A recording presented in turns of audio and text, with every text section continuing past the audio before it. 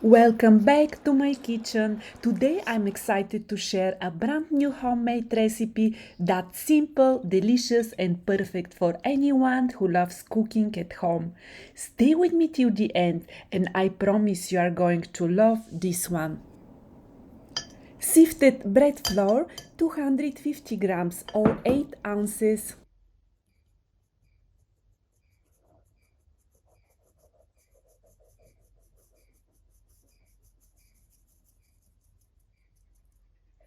Sifted cake flour, 250 grams or 8 ounces.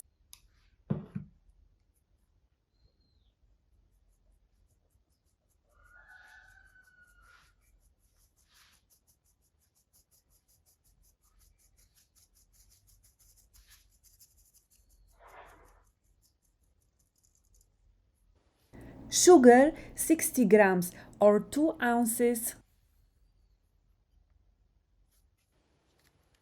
Salt, 15 grams or 0.5 ounces. 7 eggs or 375 grams.